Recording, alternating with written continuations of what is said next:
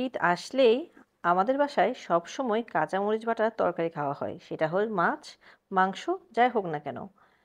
খুবই মজা লাগে সবুজ, সবুজ একদম দেখতে টাটকা কাঁচামরিচের তরকারি। তো চলুন দেখা যাক কিভাবে আমি রান্না করি।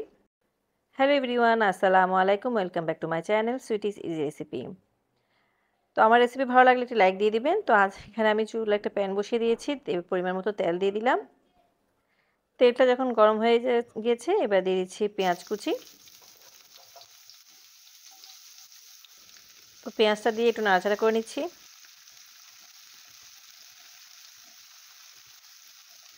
তো পেঁয়াজটা একটু সতে হয়ে গিয়েছে, এরপর দিয়ে দিচ্ছি কাঁচামরিচ বাটা। কাঁচামরিচ বাটা দিয়ে দিচ্ছি আমি 2 টেবিল চামচ। তো কাঁচামরিচ বাটাটা আমার সবসময় বাসায় থাকে। একদম সহজ পদ্ধতিতে কাঁচামরিচ বাটাটা আমি বলবো কীভাবে করতে হয়। এবার দিয়ে দিচ্ছি হাফ চামচ হচ্ছে রসুন বাটা, হাফ চামচ হচ্ছে আদা বাটা। দিয়ে ভালোভাবে একটু নাড়াচাড়া করে নিচ্ছি। আর কাঁচামরিচ বাটাটা কীভাবে আপনাকে আমরা করে থাকি সেটা বলছি।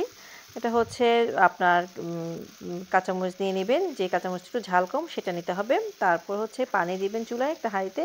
পানিটা যখন বলক উঠে আসবে কাঁচামরিচটা দিয়ে দিবেন। তারপর 1-2টা বলক উঠলেই কাঁচামরিচটা নামিয়ে নেবেন। আচ্ছা, এই পর্যায়ে দিয়ে দিচ্ছি হলুদ হাফ চা চামচ, ধনে গুঁড়া 1 চা চামচ। এটা হচ্ছে মশলা।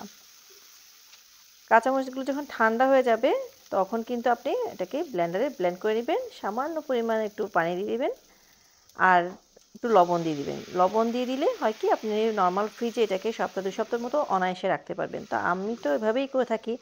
আমি কাঁচামরিচের মধ্যে লবণ দিয়ে দেই, যার কারণে আমি এটা ফ্রিজে অনেক দিন ধরে রেখে দিই, নরমাল ফ্রিজে রাখি।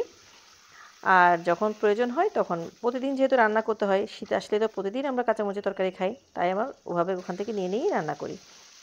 আর হচ্ছে লবণ দিয়ে দিলাম মশলাতে, দিয়ে ভালোভাবে কিছুক্ষণ নাড়াচাড়া করে তারপরে হচ্ছে তেল উঠে আসা পর্যন্ত, মশলা গায়ে তেল উঠে আসা পর্যন্ত এটা নাড়াচাড়া করতে থাকবো।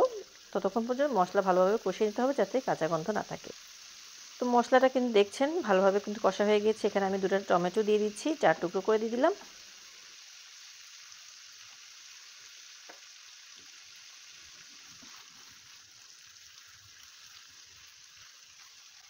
টমেটোকে ভালোভাবে দিয়ে কিছুক্ষণ মশলাটা কষিয়ে নিতে হবে। এই যে দেখুন মশলাটা কিন্তু আমার কষানো হয়ে গিয়েছে। এবার দিয়ে দিচ্ছি মাছ। এটা হচ্ছে সামুদ্রিক কোরাল মাছ। তো আমি সামুদ্রিক কোরাল মাছটা দিয়েই রান্না করছি। আপনি যে কোনো মাছ দিয়ে রান্না করে দেখবেন, খেতে কিন্তু ভালোই লাগে। এবার ভালোভাবে নাড়াচাড়া করে দিচ্ছি।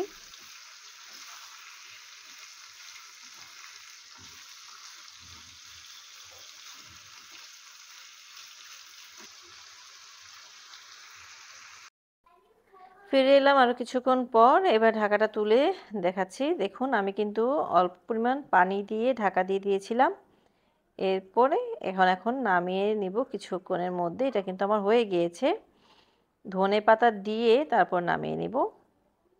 এটা কিন্তু একদম সম্পূর্ণ রেডি। আর শীতে তো ধনেপাতা থাকে, ধনেপাতা সবকিছু দিতেই খুব ভালো লাগে, একটা সুন্দর ফ্লেভার আসে। তো আমি একটু চেক করে দেখছিলাম লবণ ঠিক আছে কিনা, ঝাল ঠিক আছে কিনা। তো আমার কাছে সবই ঠিক আছে।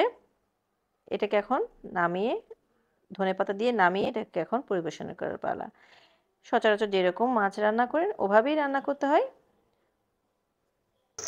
শুধু শুকনো মরিচের জায়গায় কাঁচামরিচ বাটা।